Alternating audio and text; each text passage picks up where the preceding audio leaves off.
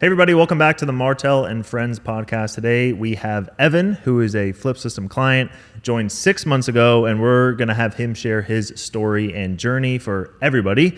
He's done 3 deals in the last 6 months. 1 deal he sold and went full cycle.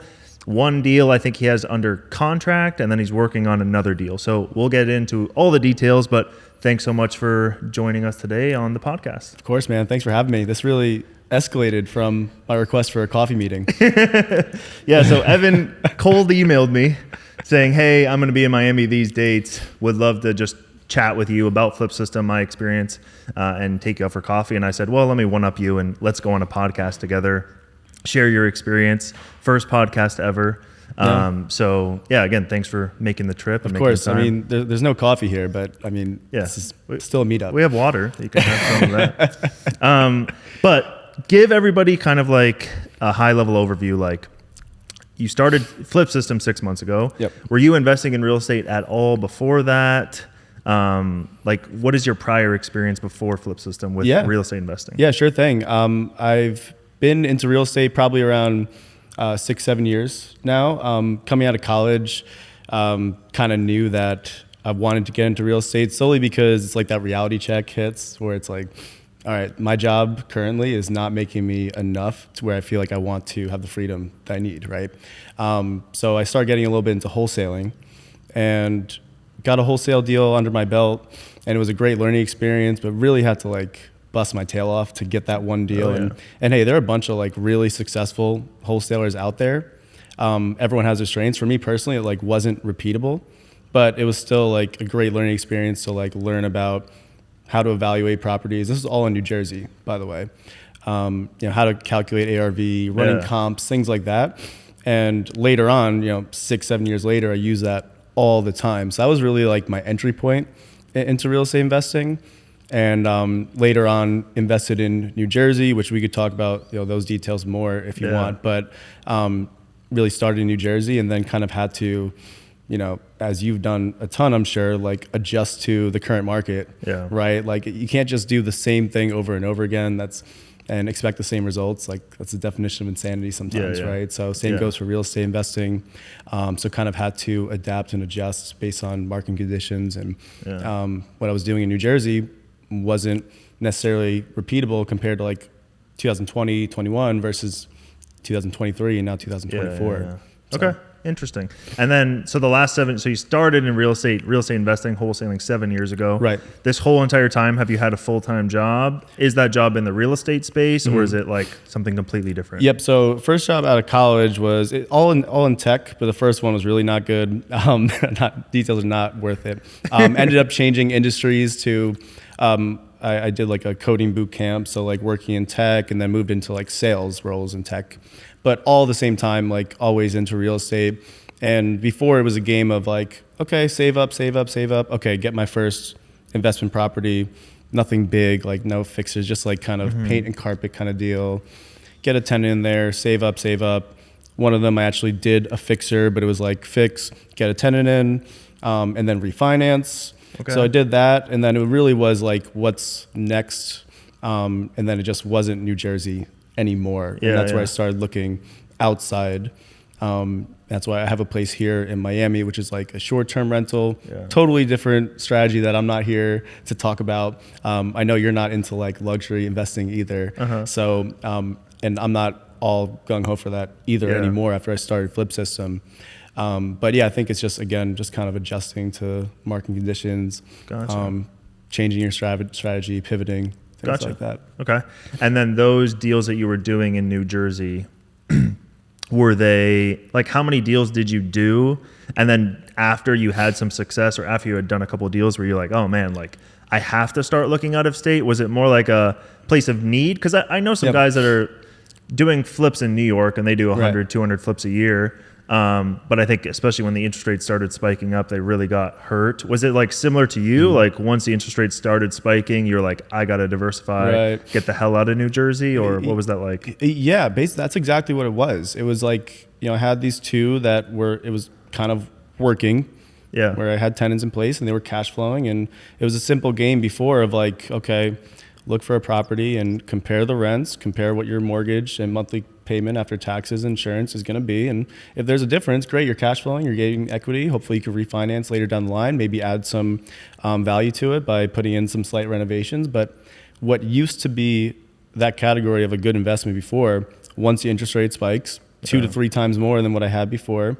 And also in New Jersey, there's low inventory everywhere and across the country in general, but New Jersey in particular is really, really, really bad. Like, you've got properties that used to be considered investment fix and flips, and now you have families going through bidding wars for it. So like, these properties are going above asking. They're not even nice houses.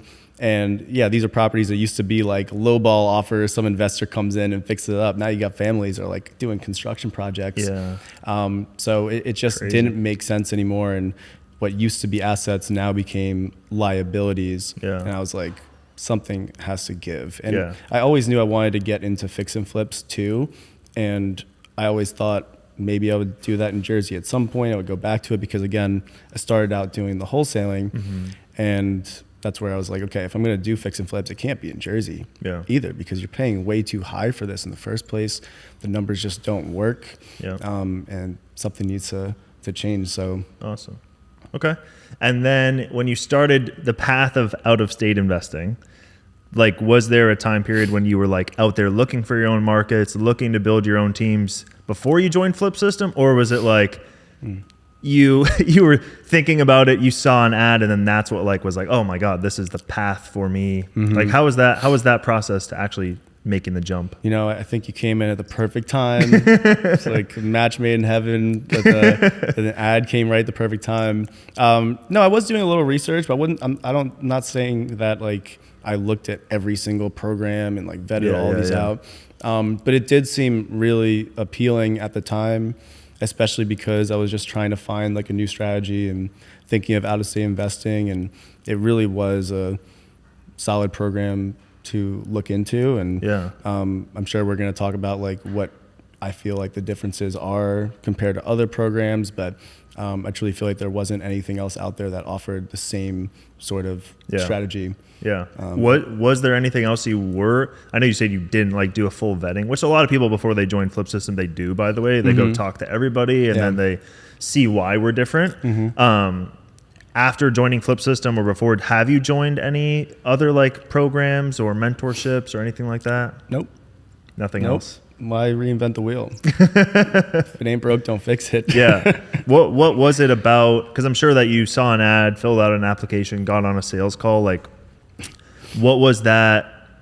Like, what was kind of going through your mind with that sales call? Like, was there any fear involved? What did you do about that fear to kind of like get over it? Well, your brother got on the line with me. Okay. And I went in just kind of like see how it goes.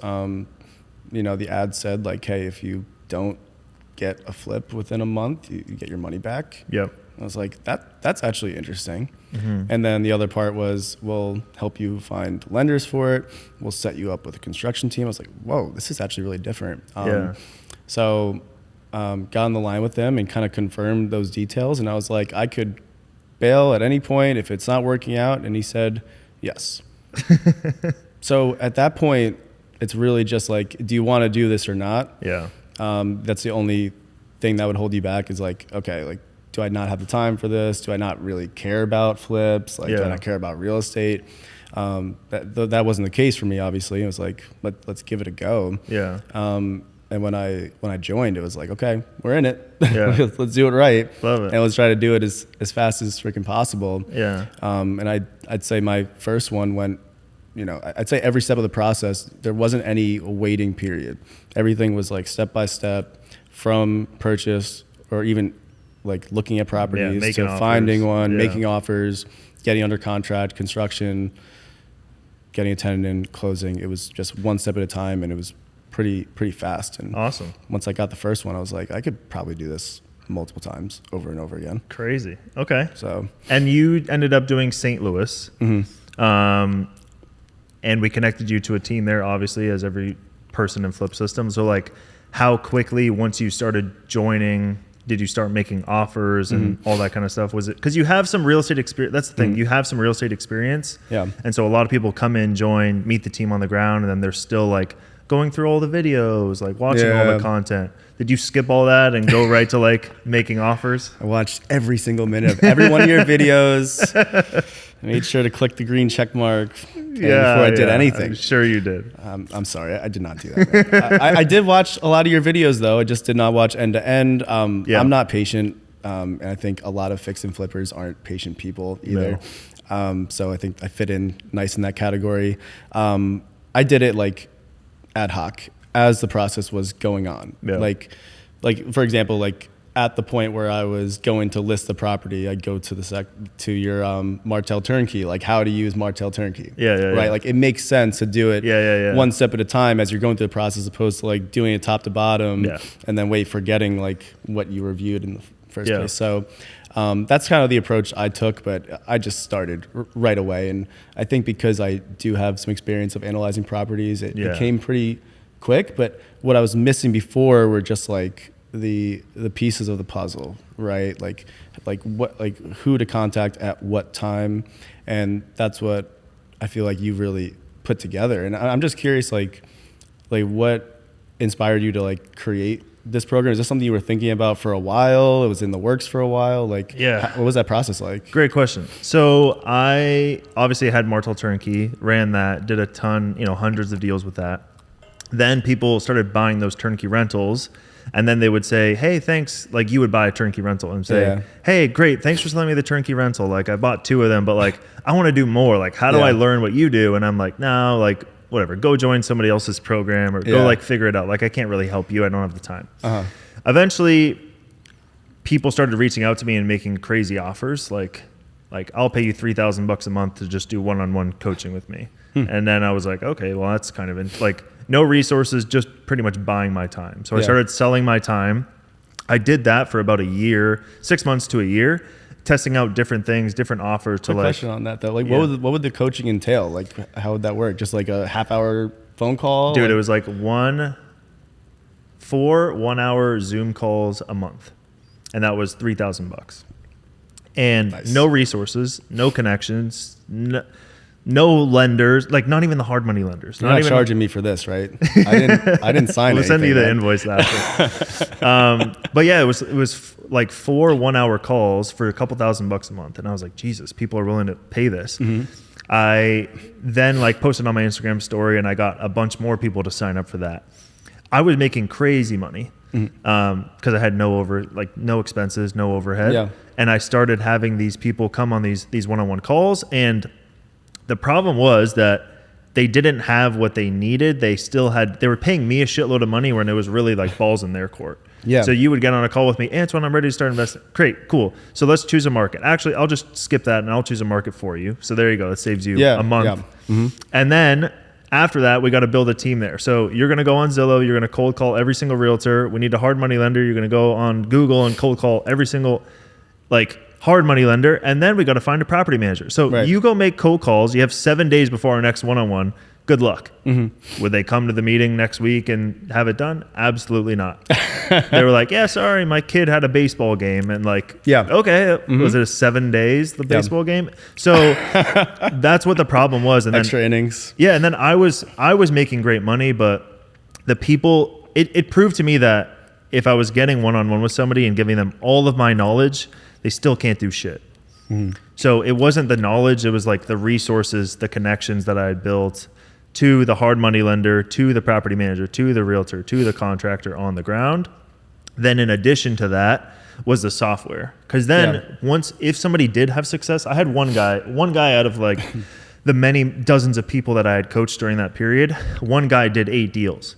And then the wheels started to fall off when he hit deal number 3, 4, and 5. Because he's like, I have all these Google Sheets in every which direction, and then like the tracking just becomes absolutely. And did you have your horrible. own CRM at that point, or using spreadsheets? I did. So for Martel Turnkey, we had built our own CRM on top of Zoho.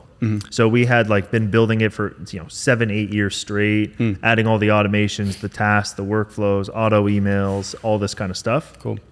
And then when we started FlipSystem, this is skipping ahead, but once we started like that one-on-one training, those people didn't have access to any kind of software. So it's kind of just like, good luck, go and manage it wherever you can and wherever you see fit. Right. Obviously with FlipSystem, when it first started, it was like a very, very infant kind of product, but it's all custom made now. And then there was a huge update today. I don't know if you got the email, but Oh, I didn't take a look of yet. the marketplace. So pretty much marketplace now is going to connect to the MLS. The MLS deals go into the portal and then you can like add them to your queue. So, Oh, that's interesting. yeah. So no more requesting deals, no more going back and forth with, you know, Mitch or Sean or Thierry. So now there's like every minute there's new deals coming into the marketplace. Oh, I like that. Yeah. Okay. So that's kind of the story of how it all began. Okay, very cool. That's a good story. No. Did you feel like there was a difference between some of your clients? I mean, you just gave the impression like all of your clients you were working with were like they just didn't dedicate the time to find the team members and the property managers, the construction teams, all that stuff. Yeah. Was there anyone who like was really able to put those pieces together themselves, and like what differentiated them between the others who just like, you know, their kid had a ball game and they didn't get to it? Yeah, and you would think that money would be that motivator. Uh-huh. Like it was not cheap. It was a couple thousand, but probably their mortgage payment on their house is the same thing as that they were paying me every month. Right. Like $3,000 a month. Crazy. Yeah. So I thought that would be a motivator and kind of like a threshold. Like, hey, if you come and do this one-on-one, like you have to take it seriously because it's going to be a waste of my time and your money. Right. So I think the people that did have success obviously just like put in the time after the coaching call. But I think it's just human nature, dude. Like people go to their therapy session, don't implement anything. People go to the doctor, go to the PT, don't do the exercises. Like I think it's just normal human nature where we just procrastinate, lag, don't do what we're supposed to do to improve, because it is work at the end of the day. And I think people say that they want to do these things and make these changes, but at the end of the day, they don't put in the time to actually change their trajectory of their life, you know? That makes a lot of sense. And, you know, one thing I liked about FlipSystem going into it, your brother made this very clear that this is going to take time. Yeah.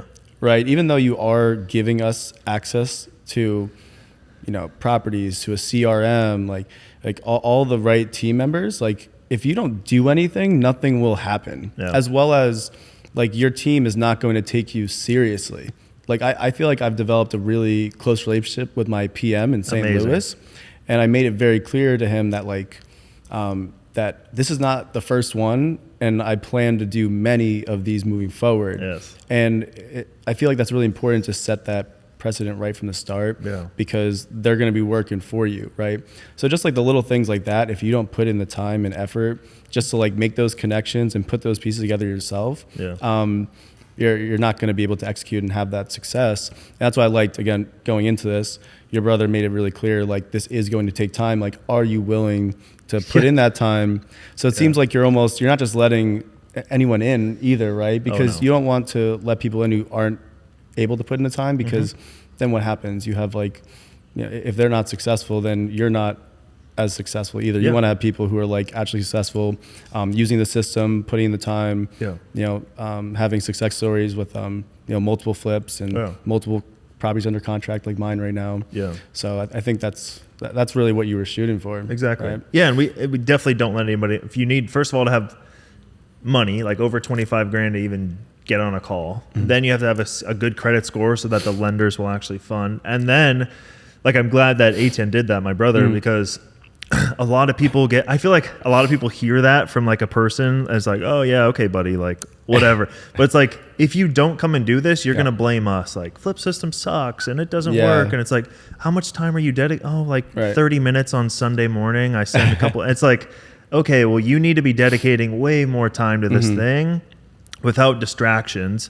And and then we even, you know, send out these reviews to all the FlipSystem clients too. Like, how much time are you putting in per month? And if we see somebody like, you know, less than 4 hours per week that they're putting in, it's like, like if they leave a negative review, you no, not even if they leave. So like we send out like monthly surveys to everybody. And it'll show up in your email like, how's it going with FlipSystem essentially. So not like a public review. It's just like from us to the client. And then they'll be like, how many hours are you dedicating to this and to your real estate investing journey? And if they put below 4 hours per week, it's like, okay, this person's like in the struggle zone.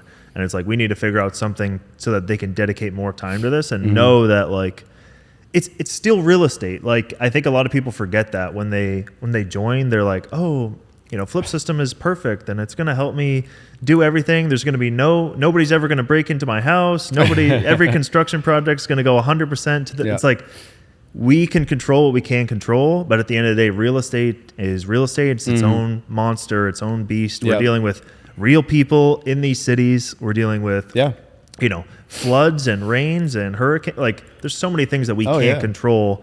But you would be surprised at how many people come to us and they're like, you know, whatever, my house flooded. And it's like, okay, like we got to that's why we have insurance in place to get around those things. And there's so many different safeguards, but you know, dealing with a lot of different personalities. For sure. So let's go back to your first property. Tell me about how you found it. How many deals did you have to look at? And then you submitted it to your realtor. Just talk to me about like kind of the whole flow. Go into depth about that. Yeah. I mean, it really started as soon as I joined, getting set up with all the people, right? So getting in touch with my PM, basically telling him like, hey, I'm going to be looking at properties and going to send you the addresses. And first off, like they'll vet it out for you based on like, oh, that area's no good. And now they actually gave me like a go, no go map, like red, yellow, green areas, which makes it a lot easier. I don't have to bother them as much. So like, that's all part of like, you know, working with your team and like improving the process as well. But it started off me just like sending them everything. They're like, no. And then we walked a few, you know, at first when you're evaluating properties, you're doing it like you're scoping it based on images, right? So we're doing our best guess, but as soon as you walk it, it can go from like 30,000 estimate to 50,000. So there were like 2 or 3 of those. And then before you know it, we found that perfect medium where it was like a 38K rehab, 57 purchase, and the numbers just worked. And it actually turns out that my construction team, they actually go buy properties too. So this one was from FlipSystem that they found, but it actually was the same company who was going to do the construction too. Awesome. So basically they buy them, and if they don't, some of them they'll just resell. If they don't sell it, they'll just flip it themselves. So that was nice because they already had it scoped, they already had walked, they confirmed it was good. They wouldn't have bought something that has like cracks in the foundation or anything because they wouldn't, because they would flip it themselves, obviously. So it worked out that way. And then we just started the project. I had my lender involved right from the start as well. And you got a hard money loan? Did they fund the purchase and the rehab? Yeah, 90% of the total. Okay, awesome. So cool. Do you know how much you came out of with cash to buy that out of your pocket? It was total at the end of the project, or like to buy cash? Just to buy it, yeah. 14K. 14K. Oh wow. All right, so cool. It's really not that. Yeah, that's great. And then did that hard money lender come from the list? 15K, 14, 15. 15K. And that hard money lender came from the list of FlipSystem lenders, was one of the lenders on the list? Okay. Exactly. And then as I started this, you know, even found another lender that got in touch with me with better terms. And then the lender I was using, I told them those terms, and then they matched it, reduced the point for my next one. So I'm like, this is all part of it. So that's what I love about it. But the hard money lender was great to work with. I have a good relationship with him now as well. Awesome. And then the construction was pretty smooth, except, you know, when I first bought it, speaking of like cracks in foundation, it wasn't a foundational crack, but there was a small crack in the basement. Yeah. And at first I was like, oh, sky's falling, like don't buy it. And they're like, no, don't worry. Like there's no effect on the structural integrity of it. Just fill it with the epoxy injection. Yeah. I'm like, oh, perfect. And then we forgot to do it. Our project. So when I was selling it, my buyer all of a sudden found in his inspection, I was like, oh my God, I can't believe this just came up again. Oh my God. Murphy's Law. I found my buyer actually from cold calling because every single inquiry on Martel Turnkey, it gives you like the contact details. And I just don't wait. I just like started cold calling whoever was entering their info, and I found my guy from a cold call. And he was great to work with, but he was concerned about the crack. And so, but the great thing about my PM is, again, they're incentivized for you to sell it, right? Yeah. Because they want to keep on getting your business. Yeah. So you think if it's a bad construction team, they do the construction, they walk away and they're done. My guy like got on the phone with my buyer and kind of talked him off the ledge and was like, hey, we're going to get, I hired a structural engineer to go look at it. Yeah. And then also, and his official diagnosis was it has no effect on the structural integrity of the home. Amazing. Epoxy injection is the solution. And then I paid for the epoxy injection. That's the only like hurdle I had with selling this one. Wow. And then got it done. So, yeah, just another example of like how we really have the right teams in place to handle those little hurdles. Awesome. So 38K rehab, you said, right? Did that rehab take like 6 weeks, 8 weeks? It was total 3 months. 3 months. Okay, cool. Got it. And then you got a bid for 38K. Did it end up being 38K, or was there any other change orders that happened? Slightly over. It was 42. 42. Okay, cool. Pretty close. And then as soon as the renovations was done, did your property manager then go and list it for rent? And Yep. How did that process go? Yep. So property manager, all through the same construction company as well. They really do it all. Found a renter. They have a really great vetting process for finding quality tenants as well. That was a question that my buyer actually had, is like how do they screen the tenants? Yeah. And I went back to my property manager. I was like, what is the exact process? And they sent me this whole screening process. I was like, that's pretty extensive. Copy, paste it, sent to the buyer. And he's like, oh, wow, that's great. They must be really great tenants. Perfect. And they were on a 15-month lease too. Awesome. So yeah, got the renter in place, 15-month lease. And then from there, listed on Martel Turnkey. And the thing I really like about the turnkey just concept is it's just really an easy sell. Like that's why I felt so comfortable on a cold call. Yeah. There's actually one of your videos in the course going through one of like a client call. And it's funny, I thought it was going to be like your positive reaction to this call, and it was very negative. Because you were like, he's revealing too much info. He said how much the construction costs. That is the worst, because then they do the math themselves and they're like, oh wait, actually I should just offer this. Yeah, exactly. So I took that to heart and just like I revealed as little information as possible. It's it's really a simple sell though. It's everything's done. Renter is in place at this rent. If you get a 30-year mortgage at this rate, this is ballpark what you'll be paying per month. Yeah. And this is how much you're going to cash flow. And that's it. And then basically it's just them deciding, do they like the area or not? Yeah. And this investor is from the St. Louis area. He lives in California, but knows those neighborhoods really well. And he was like, I think this area is great. There are homes that are selling at the retail price even higher than what what I was selling it for. It's solely just like the numbers are work. This is priced right.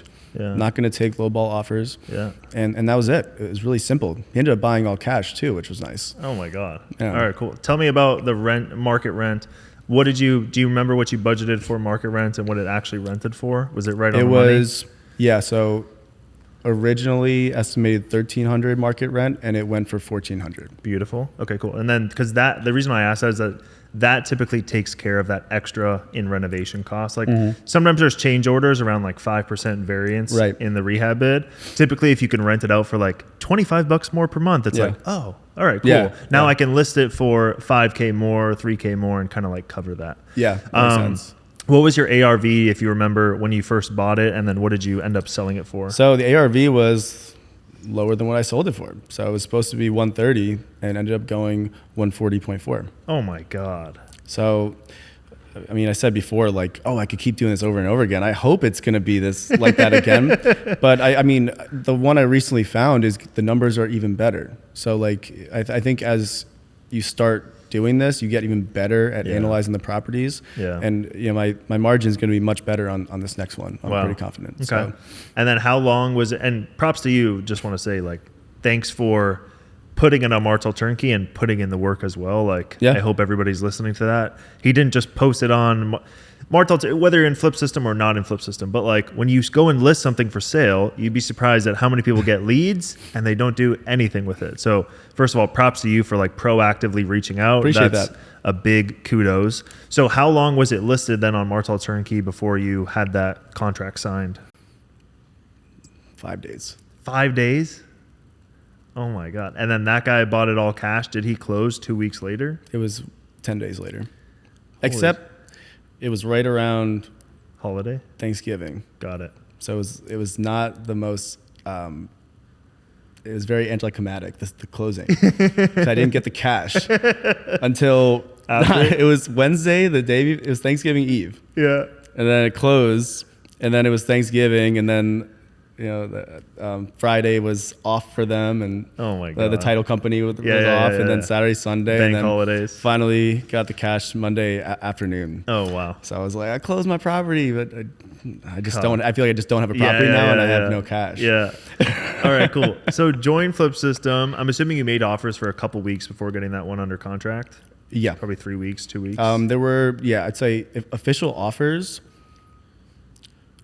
I think there was just one other offer. Oh, wow. Yeah, I had them walk properties. Yeah. But Yeah. I didn't make any offers. Okay, interesting. I personally like, and I would be curious, like your strategy here, like, because I'm personally not comfortable just like making offers on properties I haven't walked. Yeah. And I'm sure you've done that before, right? Like what are your thoughts on that? So it depends on the market. So if we're in Missouri, you can't really make those blind offers. In other markets, you are able to make the blind offers.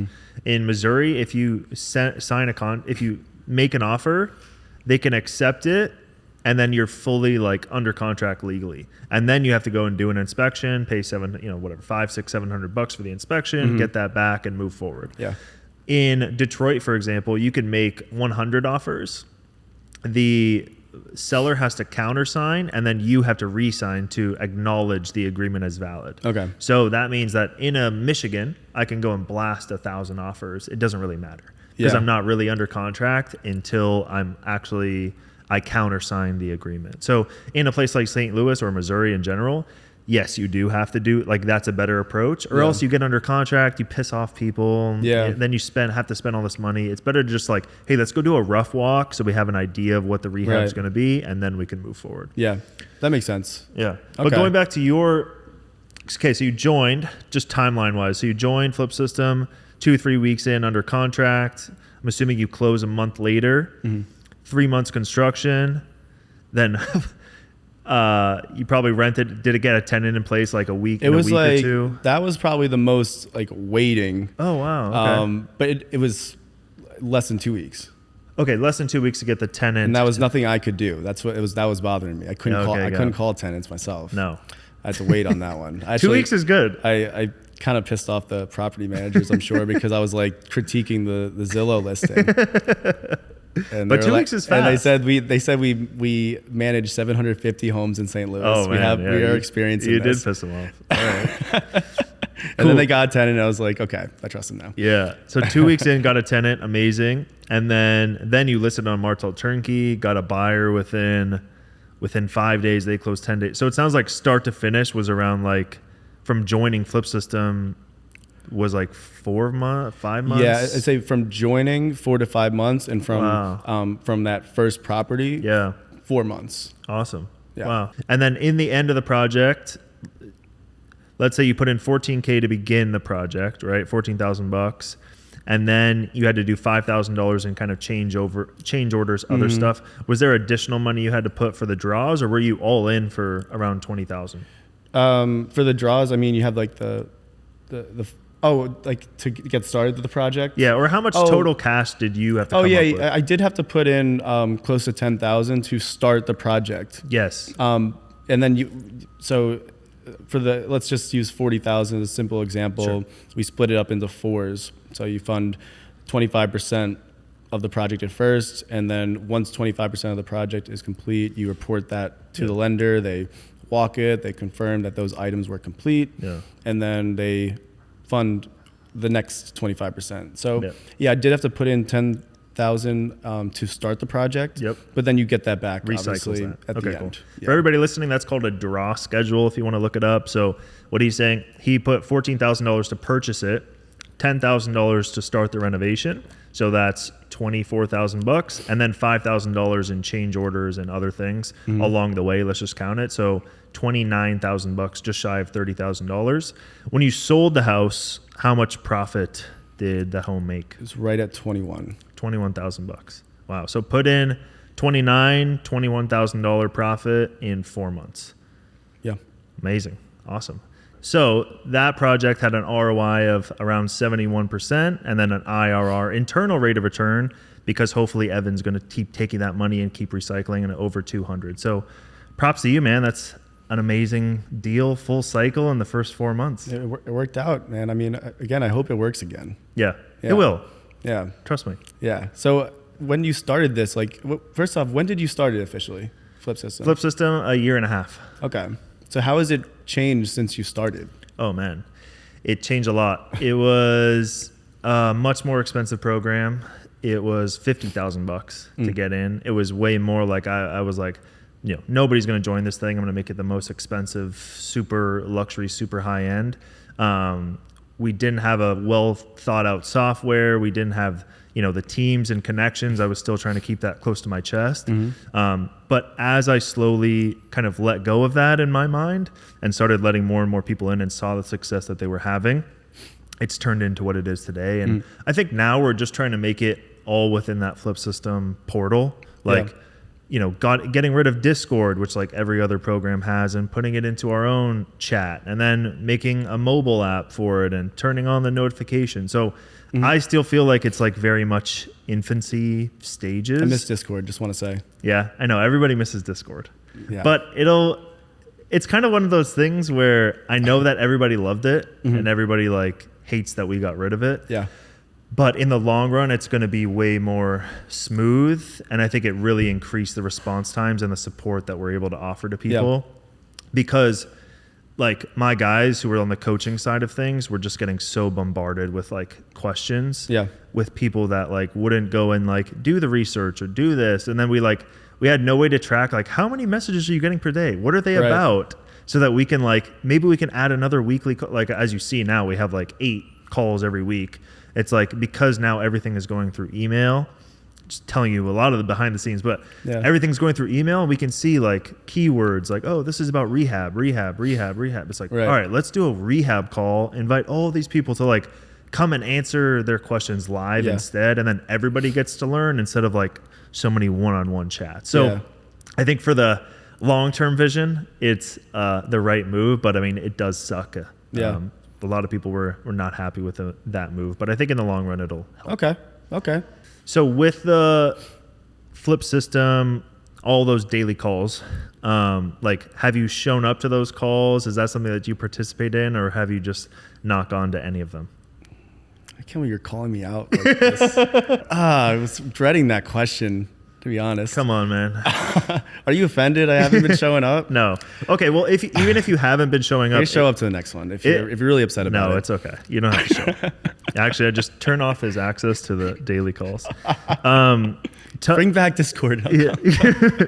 But tell me about like, because it sounds like you had real estate experience beforehand. You don't participate in the daily calls, right?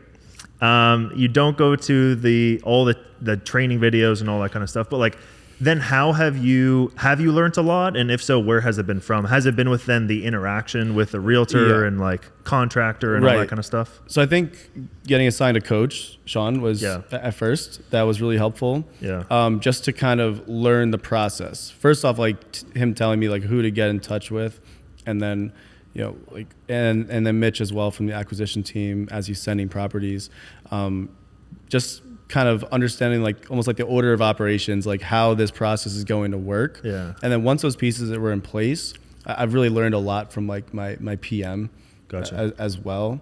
And I feel like, as I mentioned before, I think I have a really close relationship with them now, and we're like just on the same page in terms of like where we want to bring this thing. Love it. So I think I've learned a lot there as well. And then I think I mentioned to you before, we hopped on this official podcast that I found another source to like find properties as well. So I'm Yeah. learning from them about the different areas. So Amazing.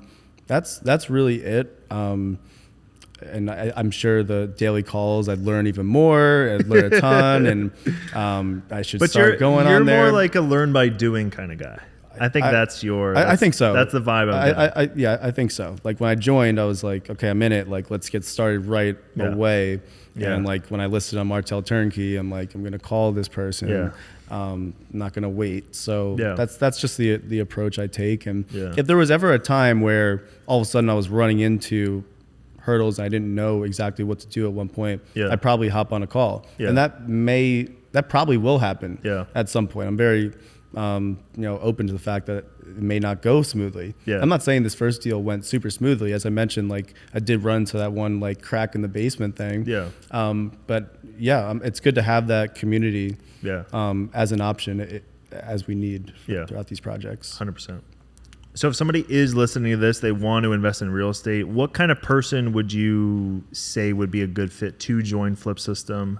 Because I mean, you had, live in it, which is like a lot of the people that join too. The community is like people that live in expensive markets, want to invest out of state, have a little bit of money. Like you had real estate experience. A lot of people don't, but like in your recommendation, who would you recommend kind of joining FlipSystem if you would recommend it? Yeah. I'd say the people who realize that investing in your backyard is maybe not the best backyard to invest in. Like those are the ones who should join FlipSystem. And those who are like have a genuine interest as well, as we were talking about, like you have to be able to put in some time to make this work. Yeah. It's not for someone who like doesn't have any interest in real estate and it's just like, oh, like I could make money doing this. Like, let's give it a go. Yeah. That's not going to work. You have to like genuinely like the grind of like looking at hundreds of properties, right? Like not like I mentioned how like we walked a few properties, but like it took a lot of just looking at the numbers, volume of looking at the numbers to even get to the point of like this one is good to walk, right? So like you have to like really enjoy that process of vetting out properties. So I'd say just really one, like if you have a genuine interest in real estate, and two, if you realize that investing in your neighborhood isn't the best neighborhood, those are the ones people who should consider FlipSystem. And if you have any hesitations to do so, or like even investing in real estate in the first place, I think the important thing is just to start learning about real estate, educating yourself, and like as you educate yourself more and more, like the hesitations will become less, and like when the time is right, you'll know and you'll be able to jump on it. Gotcha. So love it. And then for you, ton of success in the first 6 months of out-of-state investing. Like has FlipSystem and doing this, because I mean you're like on deal 3 in 6 months, which is crazy fast. Like has this changed your trajectory? Are you like then go, because I say it too when people like get on calls with me when they first join or we chat in the community or anything, like I'm like, use FlipSystem as a way to test if you like real estate and you like that process. Because I feel like a lot of people don't even know. Right. And if it's not for you, like it's not for you. It's like real estate is just not for you. You don't like going through the numbers and you don't want to do this thing out of state. You want to do something else, the stock market or something like that. So for you having so much success in those 6 months, like where do you see yourself? Do you see yourself continuing down that? Are you putting all the chips into out-of-state investing? What does that change for you, and where do you see things kind of going from here? Right. I mean, I think adjustments are going to have to be made moving forward. I mean, you started out like only investing in Memphis, right? Yeah. And then you had to adjust and move to other markets. So like that might happen for me moving forward. You may introduce new markets in FlipSystem as markets adjust as well. So I think just being open to those adaptations, like I'm always going to. But for the time being, before it was a game of buy like a rental property, have a cash flow, save up, maybe refinance. It's like 2 years have gone by. Like go get another one.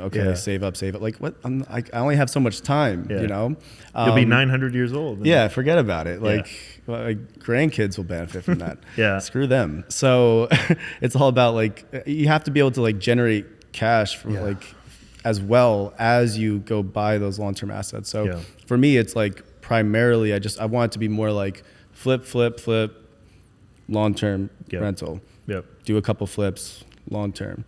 Hopefully it becomes like a cycle. Yeah, cycle, like a faster rate of getting those long-term rentals as I keep on doing the flips. And you know, the whole point of real estate, like passive income, is like you don't have to work. It's not earned income, right? But what about the people who actually just don't care and want to do the work, right?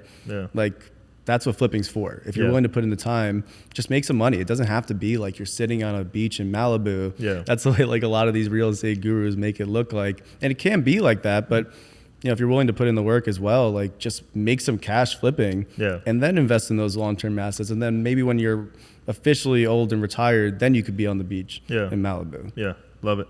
Yeah, and again, props to you for like following the FlipSystem approach, because you know, before we got here, I didn't look at anything you had done in our software or anything. I just wanted the conversation to be real, but like props to you too for following the process. A lot of people too get greedy, which you didn't at all, as soon as they finish that construction and trying to go the retail fix and flip route. Right. So props to you for like squashing that, going right to renting it out, waiting those 2 weeks. Cause that's a 2 weeks that a lot of people are like you said, it's very quiet. Yes. And when people are quiet, they do a lot of thinking and they do a lot of number crunching, and they're like, fuck this. This is taking too long. 1 week in, dude. So props to you for sticking with it, waiting till it got rented out. And I'm saying that because as you continue to grow your business, please stick to that. Yeah, I'm curious your thoughts on that. Like, why is that? Because, you know, some people will say like, oh, retail, you get higher margins because you're selling it for more. But I'm curious your thoughts on this. If you can sell it. Yes. Yeah. So it's the shiny object syndrome for everybody. So if you follow exactly what you did on this, you will never get pinched. Right. Because you can always buy that house, renovate it, rent it out. Try to list it on Martel Turnkey, build your own buyers list. It sounds like you would just like kill it at that. Make a little website if you can into the future. Very similar to Martel Turnkey, but in your own network. Then you can save the fees on Martel Turnkey. Right. That's another piece of advice as you scale. Okay. But do that, you know, continue doing that process. If it doesn't sell for whatever reason, we refinance it, we pull the money out, we on to the next one. You just mentioned growing that portfolio. There's your portfolio. Your portfolio is all the houses you couldn't sell. Okay. You get it? So is that I know you started out doing more BRRRR method. I started out, the first 10 deals I did were BRRRR. Yeah. But then because I had ran out of cash, I was forced to sell them to create enough cash to do it again. Then I was like, oh, I shouldn't be BRRRR focused first. I should be turnkey fix and flip focused first. Yeah. If you make your focus turnkey fix and flip, and if that doesn't work, you refinance it. It also helps on the sales call. Hey, I'm interested in buying your turnkey rental. Great. Yeah, it's in a great location. I currently own it. It's in my portfolio. You know, if I don't, I'm just listing it. And if I can't sell it in a month or two, I'm just going to refinance it and hold it myself. Yeah. Whoa. So you're willing to hold this house? Yeah. Like I love the neighborhood. It's great. Like, so you know what I mean? It puts that like level of stamp of approval. Yeah. I've done 3 deals in St. Louis or, you know, next year I've done 6 deals in St. Louis. You know, this is one of my hot neighborhoods that I like to buy in.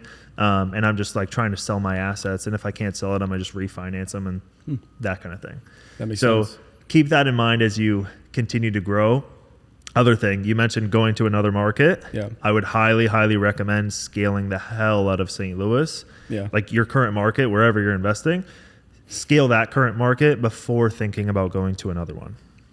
When you say that scaling, was a mistake. You mean flipping, or you mean holding and renting? Both. Doing the turnkey fix and flip model, and then if you can't sell it, refinance it. Scale that up in St. Louis until you're doing one, 2, 3 homes a month. Yeah. Before going to another market. Yeah. Me going from Memphis to Cleveland back then in 2017 was a mistake. Really? Why? It was a mistake because I just didn't have the right team in Memphis, Tennessee for me to scale. I should have focused on the amount of time it takes to go and like, even if FlipSystem, even if I give you a whole new team, the amount of time it's going to take you to like find a new hard money lender, learn about point of sale inspections. Let's say we go to Cleveland, learn about point of sale inspection, deal with like different inspectors, deal with like different personalities on the team, different communication stuff. It's just a ramp. Right. And then now you have like 2 different things moving at once when like you can be the number 1 client or, you know, top 10 clients for like this one team in St. Louis, which you already have, versus going to another market. So like just stay focused on that market, and you can get St. Louis up to a couple homes per month Yeah. until you start to notice some bandwidth issues. Then that's when I would say, and you have extra cash, I would start looking at another market. Interesting. Okay. Do you feel that if you can't sell a house, you just say refinance, right? Do you feel like every single fix and flip fits that model though? Because if you refinance into like a 30-year mortgage, like is there a chance that, you know, that you're not cash flowing? That Don't doesn't buy cover? it then. So every single deal you look into, you have to look at. Yep. And I did that for this one as well. Good. I'm just saying that you have to look at what it'll look like when you refinance. All and exit strategy. that's what I hated about New Jersey investing now is like with the 7% interest rates.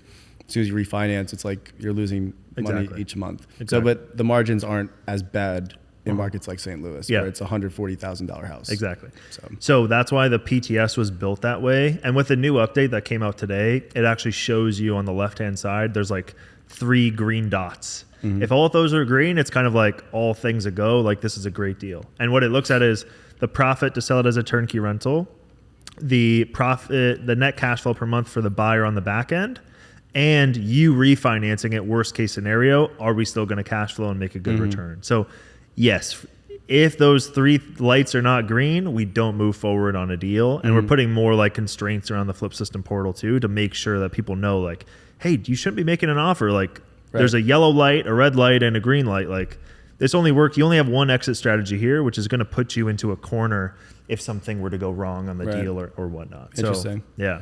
Cool. How have you always acquired properties through like public listings on Redfin and Zillow? Yep. Because it's so bizarre because like so many, like when I was wholesaling before, I took a course. Yep. And they're like, all right, step 1, like hit Craigslist. Yeah. Like, oh my God, Craigslist, I have to call this number. They like started hitting up landlords, like looking like a house for rent. Can I buy your house? Yeah. Crazy stuff. Yeah. Yellow picket signs. We buy houses, like that kind of stuff. You never did any of that stuff. No. Just public listings. Have you ever worked with wholesalers? Of course, I've worked with wholesalers. Yeah. I even started my own wholesaling company, and we did hundreds of wholesales in all these different markets as well. And I wasn't really a part of it. I hired a couple guys to run the show there and made them part of the business. But dude, you can have so much success without all the headaches. Just investing in a St. Louis and just buying right off the MLS. Yeah. You don't have to go through all those fucking hoops. Like, if you came here today and you were like, I'm doing 7 deals a month and I need to get to 17 in St. Louis, I'd be like, we should look at wholesalers and maybe look at starting our own thing or starting our own marketing funnels.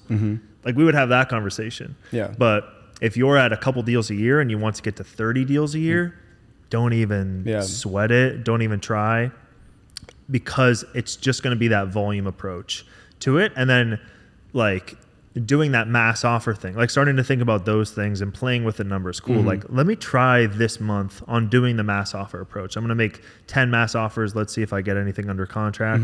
If I do, I'm going to bite the bullet and get an inspection on all of them because I have the cash to do so. Yeah. Because other investors are scared for that. And then that's an opportunity for you to kind of jump in. So Interesting. That's my approach to it. I think that a lot of fix and flippers, as they continue to grow and continue to scale, look too much at doing off market and doing wholesale. And they actually start their own wholesale operations, which is a big mistake. Then they kind of, because wholesaling, as you know, takes a shitload of time, a ton of time. Yep. And it's really hard to make money. I mean, it's like, it's a job. Yeah. It's really hard to make money. So much competition. Why? No barrier to entry. Anybody with a cell phone and minutes on their phone can go and start being a wholesaler. Yeah. Right. So I think it's a big mistake for a lot of flippers as they continue to grow and scale. Is I'm going to start my own wholesaling operation and do it. It's like it's way more time than they anticipate. Almost like over engineering a little bit. And maybe it's because you're in the wrong market. Like if I were to say, no, what, Antoine, like I'm going back to New Jersey, I'm going to start flipping there. Like maybe I'd have to rely on some wholesalers to get those like really undervalued deals, and I wouldn't even trust it. But because there's no listings too. Like, dude, so in New Jersey, I'm just going to like pull out a number out of a hat. But like in New Jersey, if I was a fix and flipper, I would say that like 70% of the deals I do are going to be wholesalers. 30% of the deals are going to be on market, mostly pocket listings, probably from realtors before it even hits the MLS. Yeah. And that's going to be just by building a reputation and building a brand around myself and my company. Then in St. Louis, complete opposite. You can get away with not buying a house from one wholesaler in a whole year. It could be like a 90% of the deals from MLS, 10% of wholesalers. As you start to do more volume with the same LLC, you're going to start to get cold calls from wholesalers saying, hey, because they'll go on PropStream, look up your LLC, see you bought 7 houses in the last 12 months.